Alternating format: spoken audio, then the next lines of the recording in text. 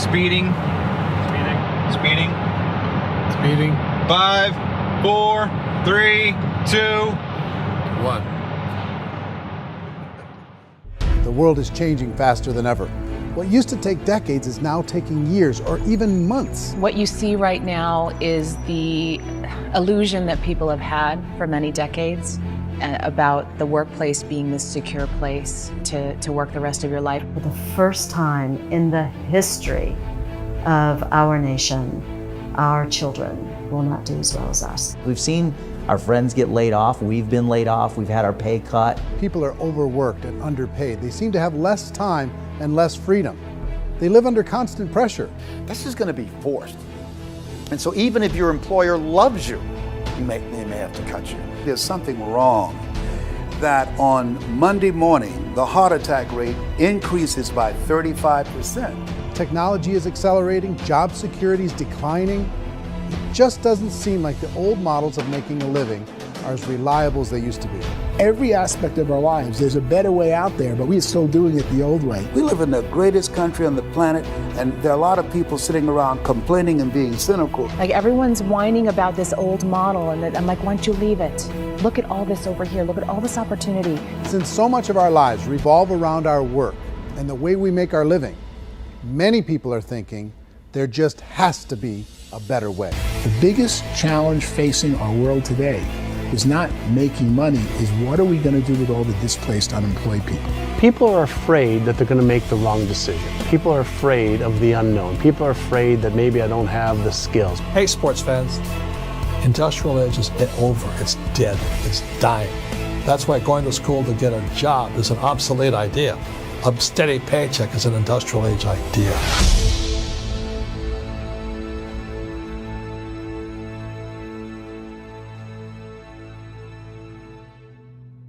It's the search for answers that has brought us here together today. My name is Eric Worre, and for almost 30 years I've been an entrepreneur, struggling at times, but ultimately succeeding.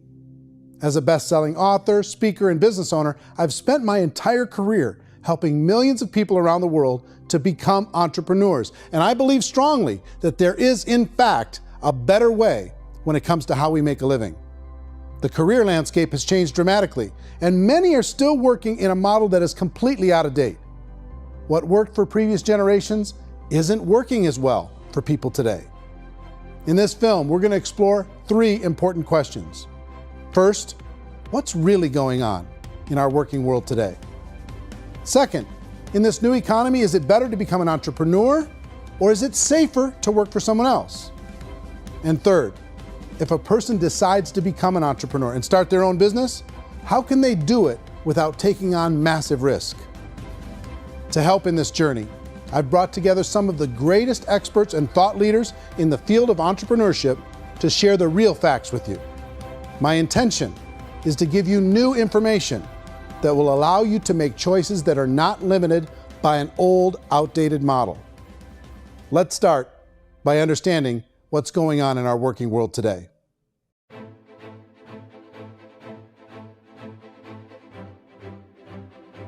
Let's look at unemployment. 30–40% of the people are honestly not working, but would be working.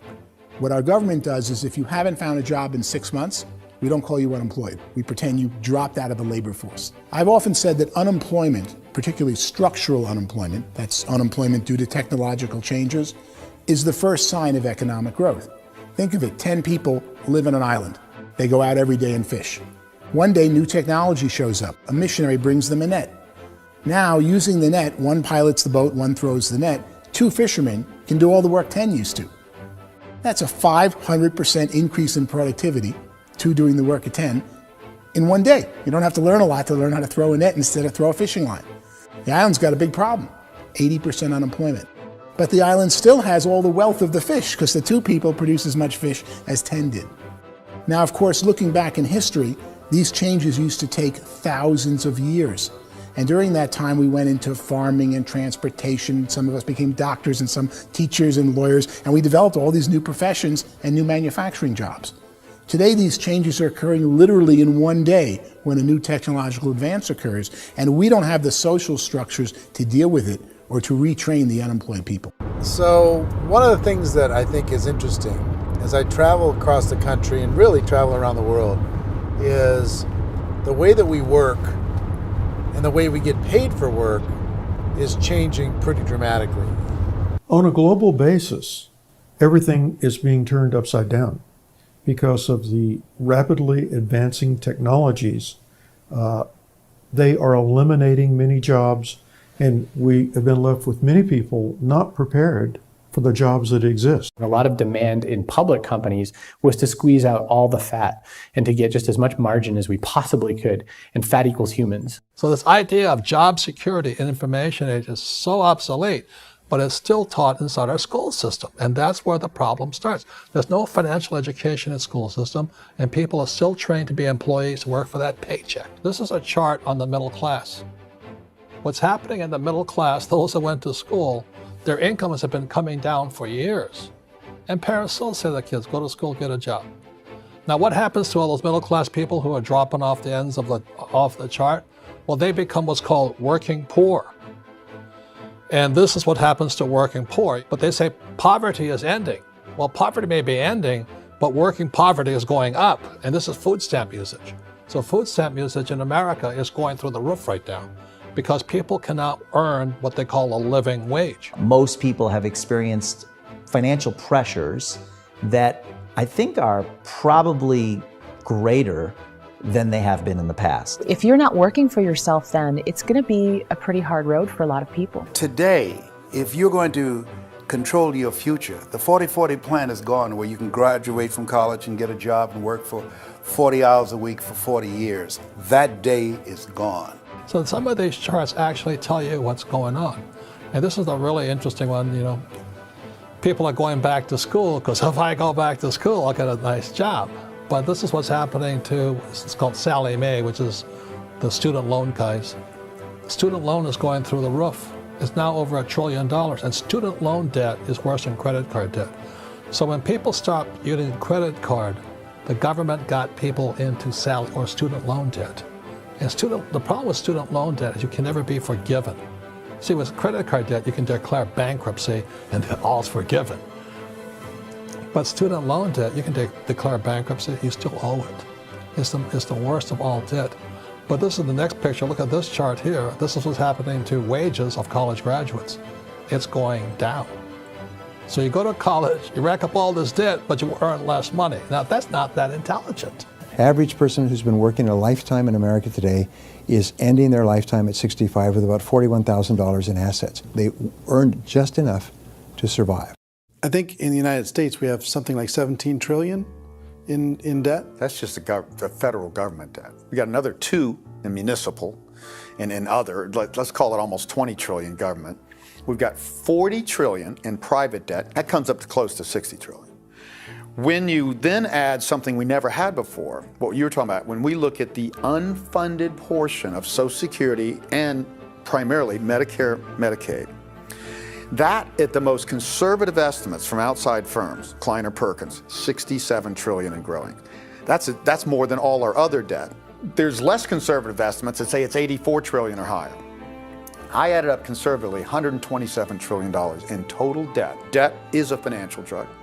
When you take it to excess, it's like taking a drug. Yeah, it makes you feel better, it enhances your performance, but at a huge cost, eventually it kills you. And so that's what happens. We keep doing more and more debt, and you get less and less results, just like a drug, until the debt gets so high that it crushes the whole system. That's where we're at, 8.2 times GDP. You know who I feel sorry for? I feel sorry for the person who dreads going to work, who is sick to their stomach on Monday morning, who hates their alarm clock, who gets a little glimmer of hope on a Wednesday because it's hump day and says, thank God it's Friday. And they live for those 2 days a week where they get to be themselves and they don't have to be around people they don't like, and they don't have to play the political game in the office, and they don't have to live this half life. The person that works 50 weeks a year just to be able to have the 2 weeks for vacation. And you know what happens to most of them nowadays? They don't have a vacation. They have a staycation. They have time off of work, but they don't get to go where they want to go because they're overextended. They've got all this debt. They got all this situation. They hate their alarm clock. They can't sleep until they're done. They have to spend most of their life in traffic. I feel sorry for that group of people because there's a better way. They just don't know it. I see this really interesting attempt at rugged individuality in a 6x8 rectangle. And I feel like you're all the same, except for the little push pins of the pictures. There's different pictures. Yours is named Jenny and his is named Sujara, but it's the same people. And this is how they are, and they're just like the zombies, and there's no joy in there, there's no fun. There's always like the wacky woman who decorates her cubicle, and that's the most she can do there. You got to give her credits, right? The wacky cubicle woman. The basis for their life is worry. I'm worried, you know, maybe I'll get fired. I'm worried maybe my company will go out of business. I'm worried I can't keep spinning the plates on paying the bills. I'm worried about how do I send my kids to college. I'm worried, what if the transmission of my car breaks? That's, you know, 2 or 3, I can't fix it. People live in a sea of worry, and it eats at them. Those signs that people held up during the Depression didn't say looking for gainful employment in a cubicle. It said looking for work. Work is what we're looking for. Job is just a unit of measurement. Work is what we're going after. It's time to look in the mirror and say, it's not the economy, it's my economy. It's my little world of where I am. I need to improve. I'm not going to wait for the economy to come back because frankly, the economy is doing great in this country. So I'm here on Wall Street, the financial center of the universe, the financial capital of the world.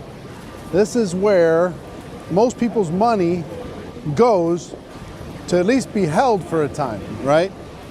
With interest rates in banks being effectively zero, and many experts are predicting it's going to stay at zero for the next 10, 20, even 30 years, people feel like they don't have any choice but to put their future into equities, to put their future into the hands of other people on this stock market, and hope that the stock market goes up, hope that the stocks that their advisors pick or that they pick goes up. That's one way to go, I guess. It's my personal belief that if you put your future into the hands of yourself, in other words, you have earning power by yourself, I think you're a better investment than these guys. I think you controlling your future is a better option than handing over your retirement to these guys. The average household income in the United States is approximately $50,000 a year, what they call the middle class. To reach the top 25% of income earners, you'd need to earn at least $90,000 a year. To reach the top 10% would be a household income of $140,000, the top 5%, $190,000, and to be in the top 1%, you'd need a combined household income of at least $380,000 a year. So here's the question. What do you think would give you the best chance to move up and get to the top 10%, the top 5%, the top 1% or beyond? In my opinion, and in the opinion of many, many experts, the answer is to become an entrepreneur, to become your own boss. I think you have to be a business owner. I can't, the only time I ever say to someone it'd be great to be an employee is when they've already told me they've surrendered. I only tell people who are wounded spiritually that they should be an employee. And it's that feeling that you get when you pick up the backpack off the little Cub Scout and say, "Don't worry, little guy, we'll get you back to the camp."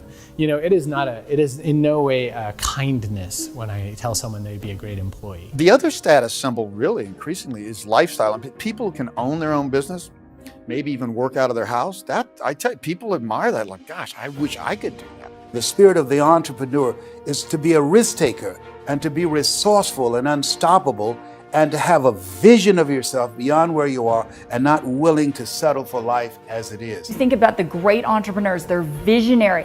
They have heart. They're willing to do today what others won't so they can do tomorrow what others can't. Personally, I don't think of the new economy, the old economy. I create my own economy. The entrepreneur's in control. I decide what the economy is going to be like. In the world of entrepreneurship, there are no limits. you can make as much as you want, depending on how much you want to work and how smart you are and how great a team you put together. There's no more lifetime rewarding business than being an entrepreneur. Why in America, where anyone could be anything, would people want to give up their freedom and become effectively a modern-day slave, told shut up and be here every morning at 7:30, leave at 5:30, and do what I tell you? If people decide to become an entrepreneur and work for themselves, they have some traditional options, but they're riskier than you might think. Any kind of a retail business, retail build-outs, is extremely expensive. Even just these small little yogurt stores where they're putting little yogurt machines and you get all the different flavors, you're spending $200,000, $300,000, $400,000 to open a yogurt shop. I would love to buy a Dunkin' Donuts, but it's $500,000 or so to start. I don't quite have that just in case money. Risk you can lose it all, and most guys do 2 or 3 times, and even big guys like Branson, because I'm such a fan of his, half his companies don't work. If you make $1 million, your problems are going to go. If you make $1 billion, your problem's really going to go.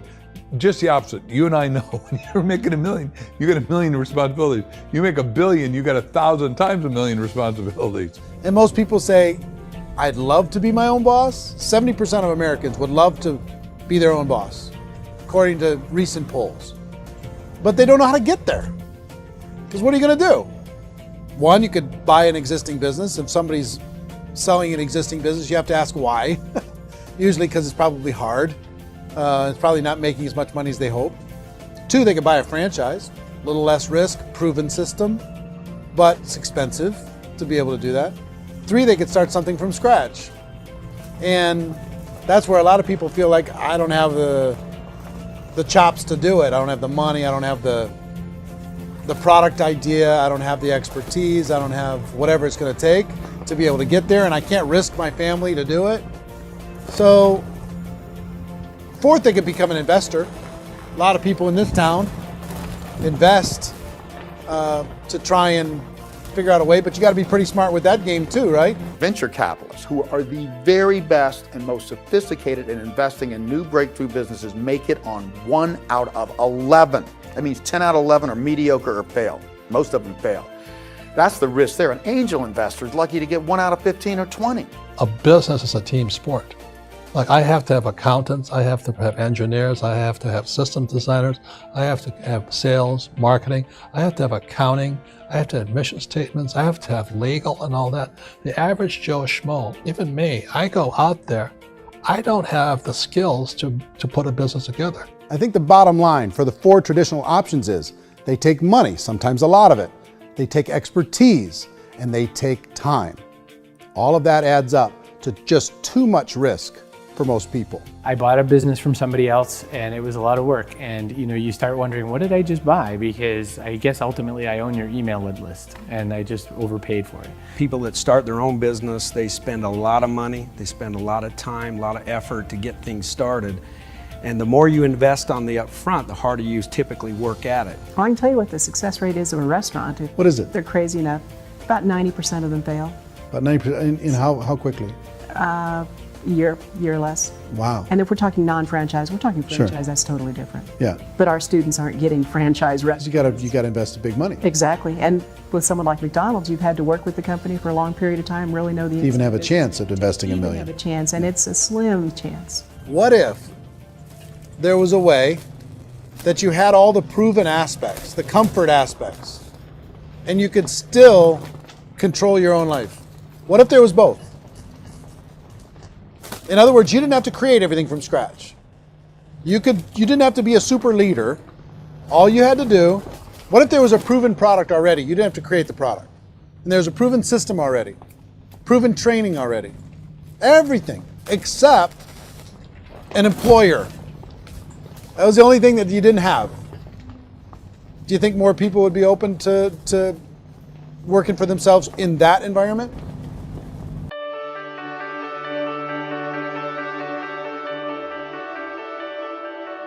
In our search for a better way to make a living, we've come to the conclusion that becoming an entrepreneur is actually safer than being an employee.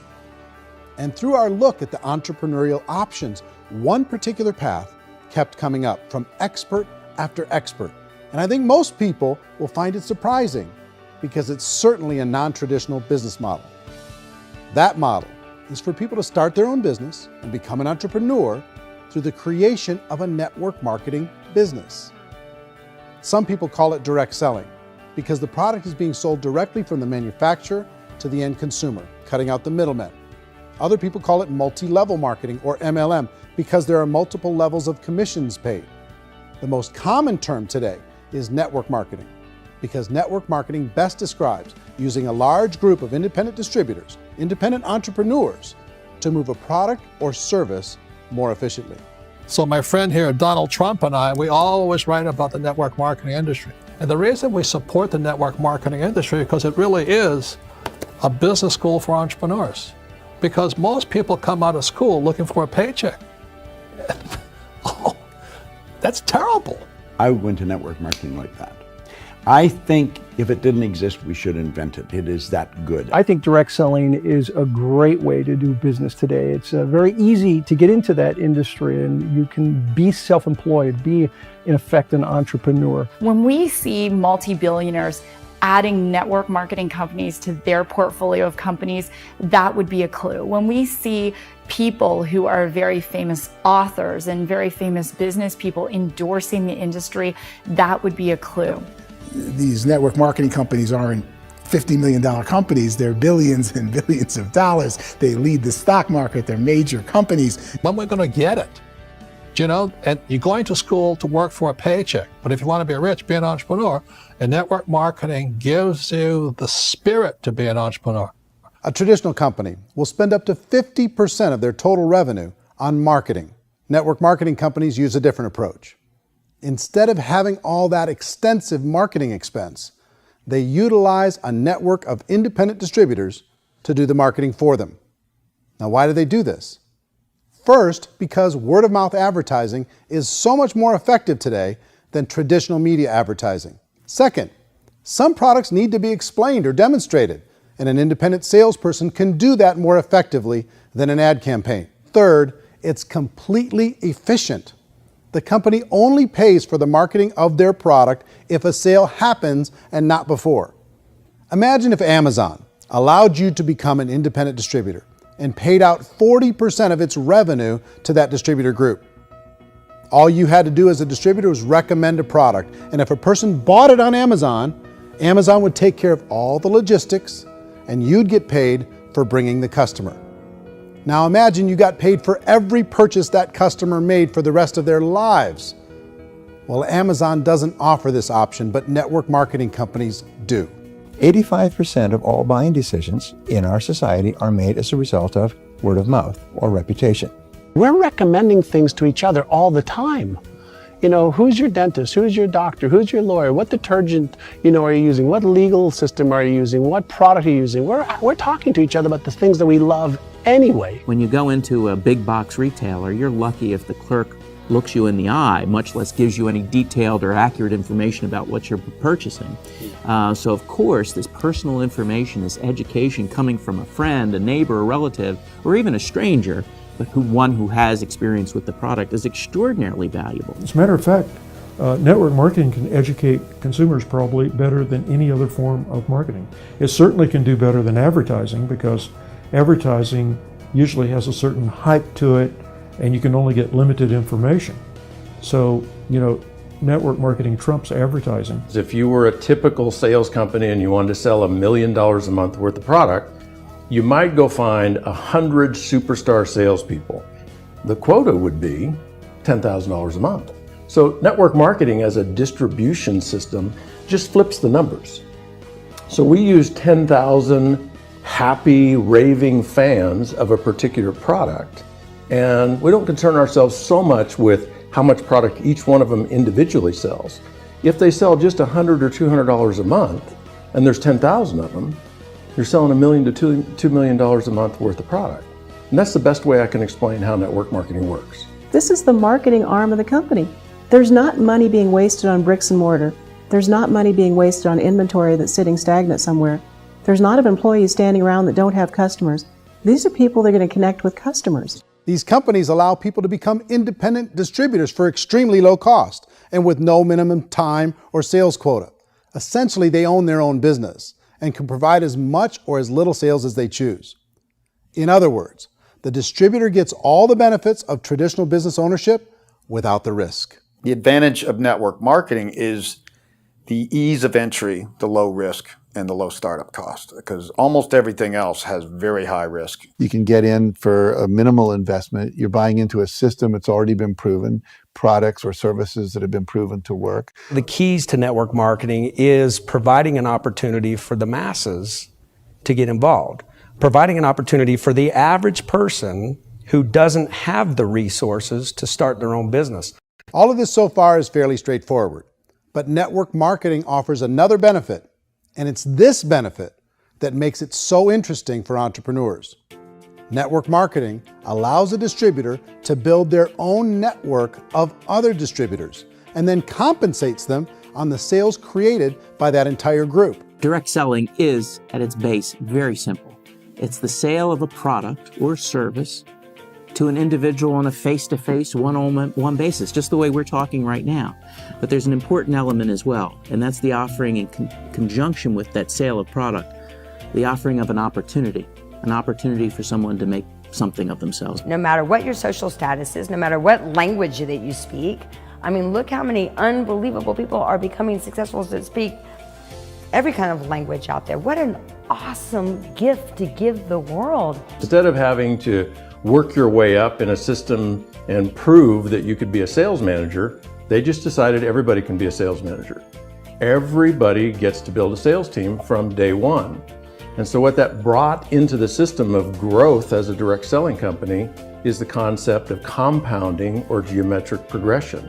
Because now you can actually grow a sales force very quickly because everybody is enrolling people in their own sales force. People who are like, oh, this is weird, I'm building a sales team, or what do you think you do at a regular company? How do you think a regular company works? Network marketing is the only industry that doesn't say your past determines your future. It looks at your past and says, okay, now what can we train you to do so you can have a great future? Every other employer out there wants to exploit you for what you already know, not teach you something new. Network marketing has the potential to save the United States and the world because it's going to teach people not to be employees, but to be entrepreneurs.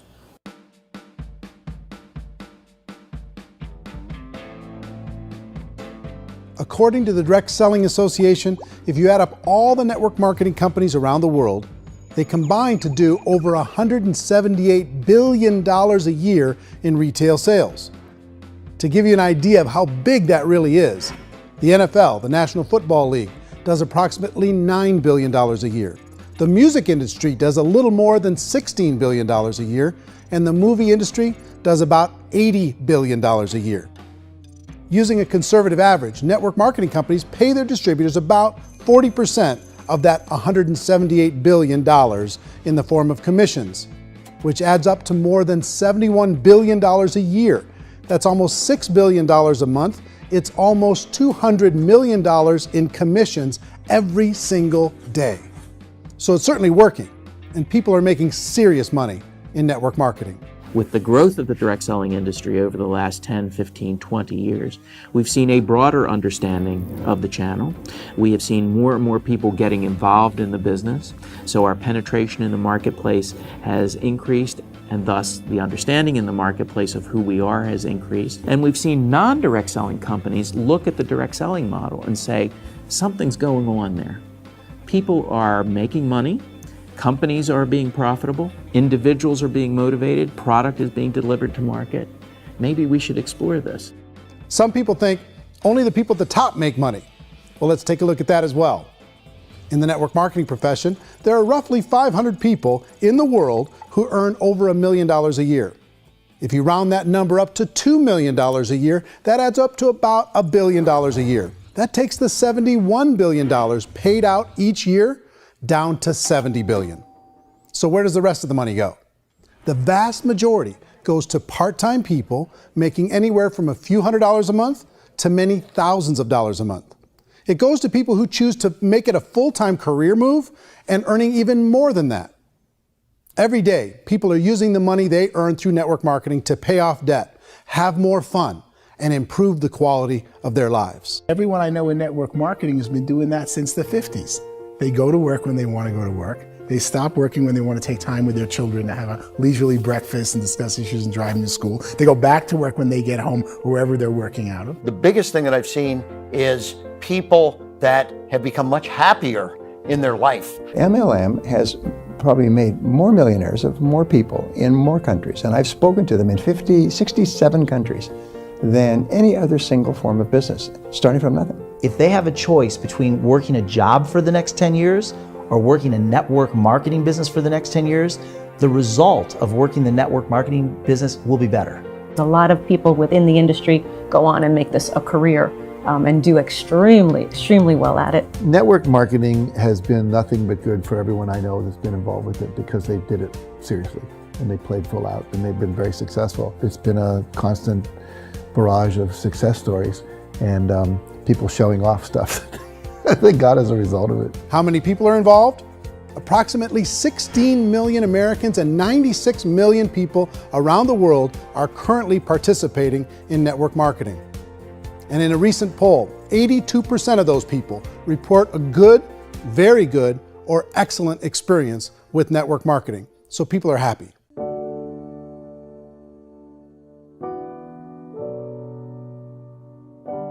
So I've taken a look at the network marketing profession and really tried to understand why so many people are confused as to the validity of this as a business.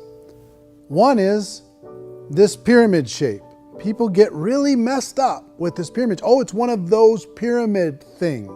So I just think there are a lot of haters out there who really don't understand the industry and say, oh, it's a get-rich-quick scheme.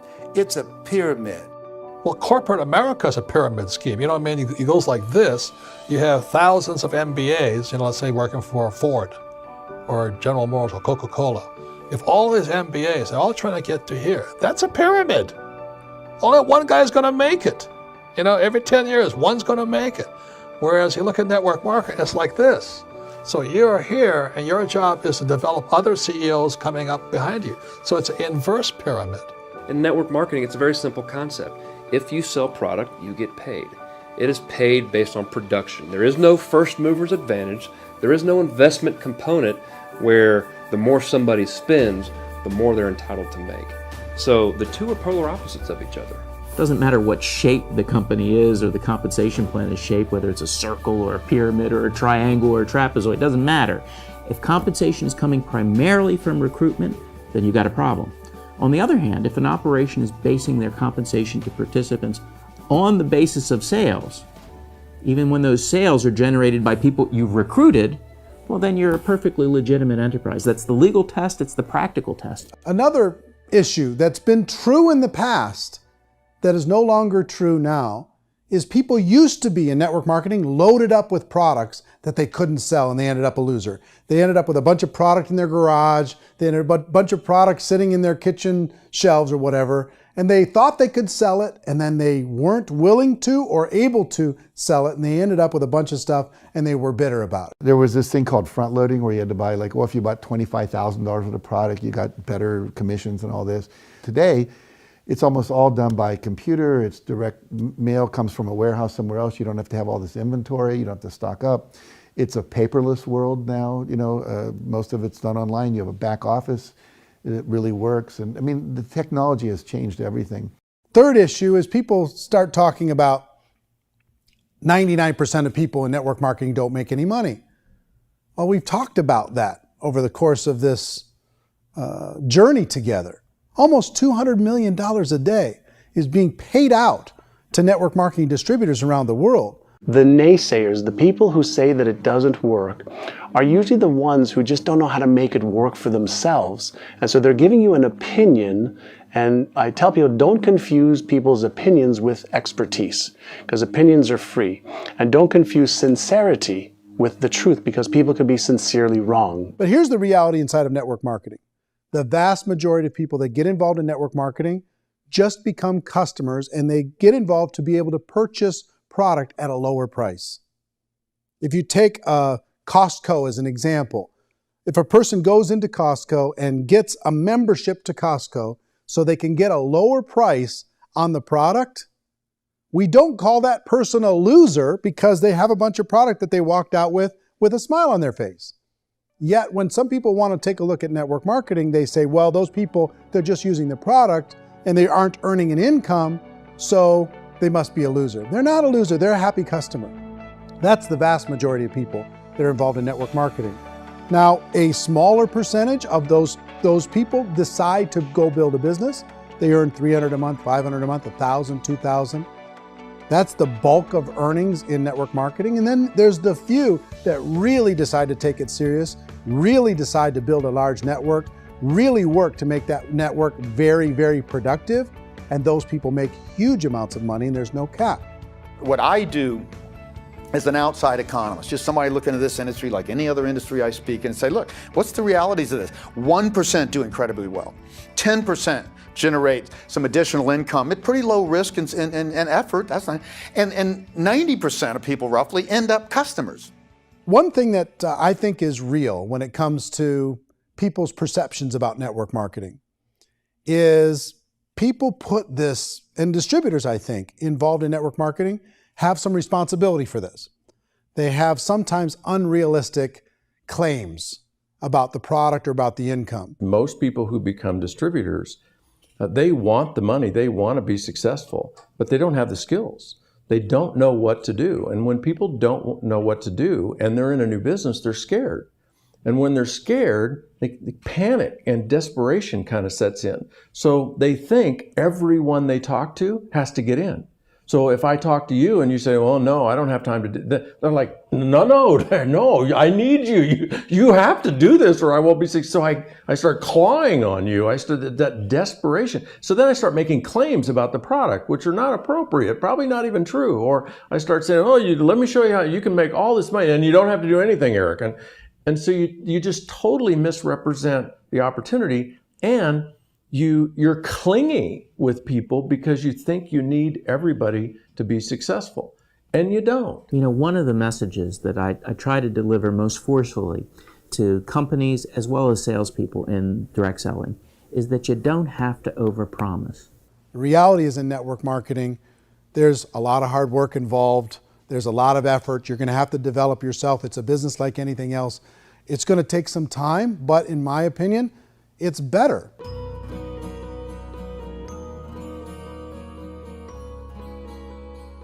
It's light years better for people starting today than it was even 5 years ago. I think it's more widely accepted now, and people understand it is a business. It is being an entrepreneur. It is being a business owner. Our belief system is based upon our evaluation of something. And frequently, if we reevaluate a situation, our belief about that situation will change. The industry has changed and it's grown up. It's totally transformed. You've got young people today that have grown up with social media, and they understand networks. They understand how people are connected through technology, and they understand how money flows through those networks.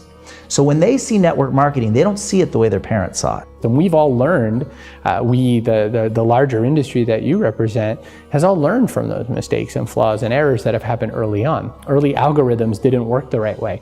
That's all fixed. It's like when they design a computer program, they design the program, then they run it, and then they go back through and they debug it. The MLM industry has been debugged. This is the day of being virtual, being able to run a business from your mobile phone. I mean, it's incredible. Companies are getting smarter. They're implementing more consumer protections. They're implementing more compliance training. They're doing more with respect to product research. If you do get involved and you make purchases of inventory, even on a voluntary basis, if you decide that this business is not for you, you can leave and have that inventory repurchased by the company. There's no other business that offers that kind of protection on a voluntary, self-regulatory basis.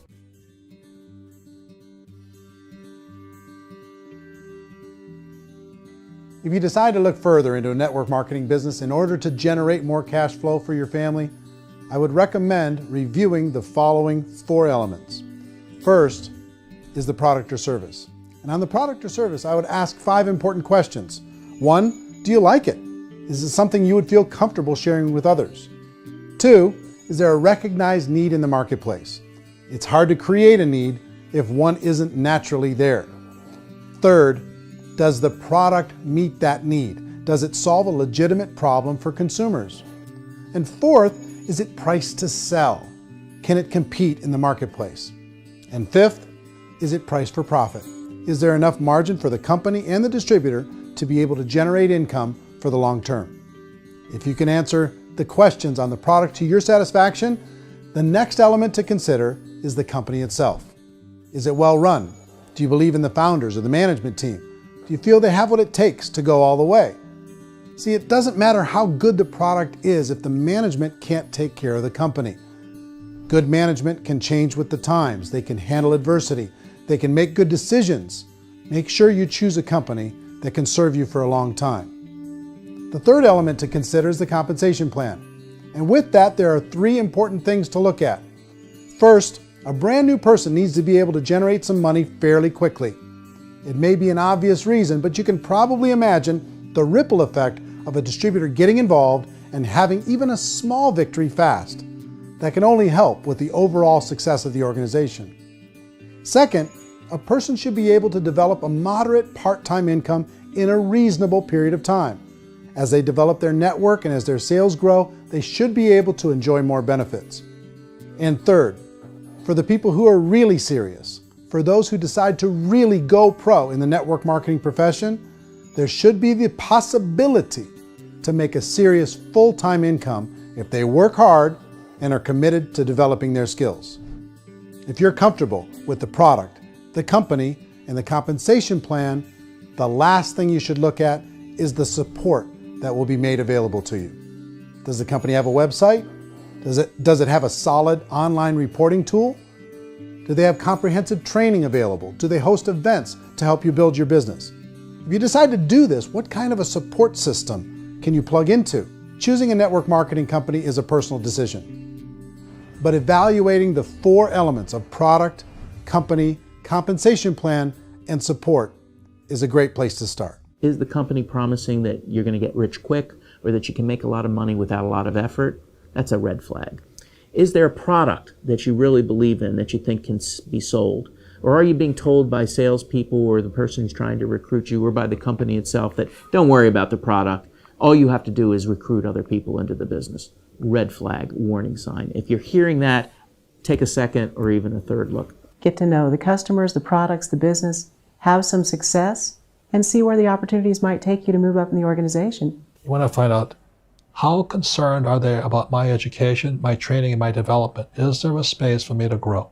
Most important question. Learn everything that you can about the product. Make sure it's something that you believe in, and learn everything you can about the industry and work that system. You have to be very passionate about whatever that company is doing. I would get involved. You can always test drive anything, the product, the service, the community, and then lean into it a bit. If it feels good, then lean into it a lot.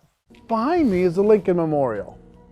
And this is a place where Martin Luther King Jr. had his famous "I Have a Dream" speech. And at that speech, he talked about his dream for equality for everyone around the world, and that's a noble dream. But I think more people need to remember what it was like when they were kids and the dream was still alive in them.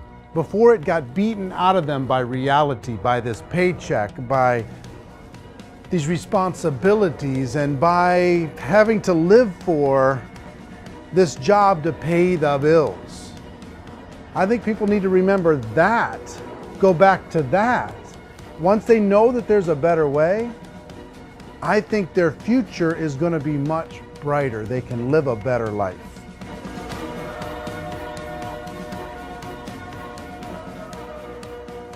So if you're considering getting involved in a network marketing company, let me offer you just a few pieces of advice. First, network marketing isn't perfect. It's emotional, it's challenging. Like any entrepreneurial venture, it can have its up days and its down days.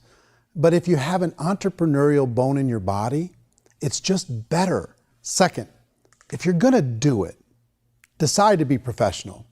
Decide to go pro. It's better to do that than just be this amateur sticking your toe in the water. Third, as any professional, you're gonna have to learn some new skills. And I promise you, inside of the network marketing profession, they're not too difficult to learn. Fourth, like anything worthwhile, it's gonna take some time. Don't expect that you're going to get to the finish line right out of the gate. And fifth, it's worth it.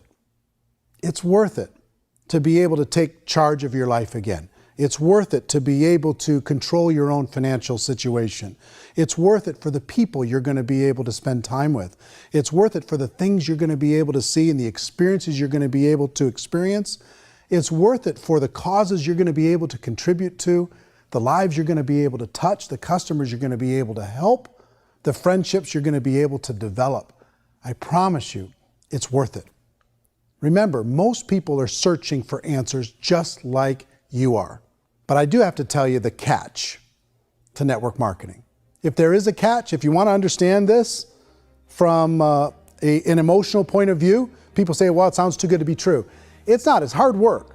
But here's the catch. Most people still don't understand it. So you're going to have to endure the loss of social esteem from ignorant people. The uneducated will think less of you. Now, if you can handle that, you're on your way. If that's going to destroy you, you know what?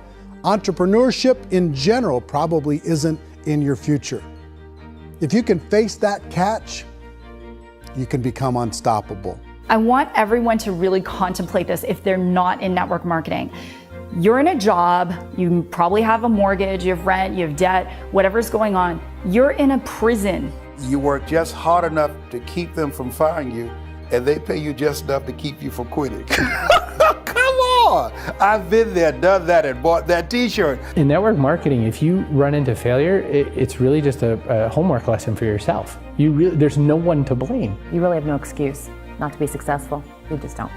People don't want to hear that, but there's so much available to you. If you want to be a good network marketer, be a student to the people above you, be a fellow traveler to the people on the same level, and be a teacher to those below, and know when it's appropriate to do which. People who are not afraid of asking people to buy things, or not afraid of persuading people with a chance they may say no, these people own the future.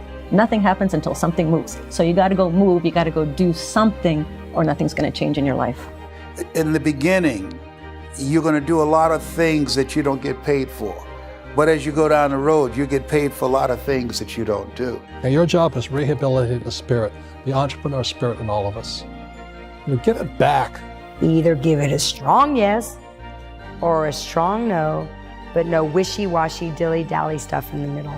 There's dreams and there are nightmares, but I believe that the biggest nightmare of all is when you don't pursue your dream. You're going to see some monumental growth in this profession. It's an exciting, exciting time to be involved with the network marketing profession. The next 10 years, I see just exponential growth. When that tipping point comes, it's not a matter of asking somebody, have you ever heard about network marketing?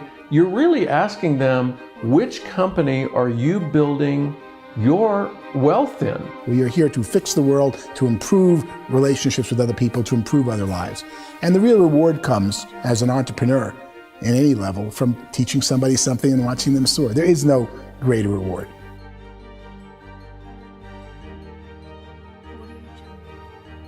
Life's too short to spend it living someone else's dream instead of your own. It's too short to spend it living at a fraction of your potential. Can being an entrepreneur be a challenge at times? Sure. But here's what you get in exchange. It can be yours. Something that you built, something that you created, something that you made happen. This balloon represents your dream. It represents entrepreneurship. My wish for all of you is that you would reach out and grab it. The choice is up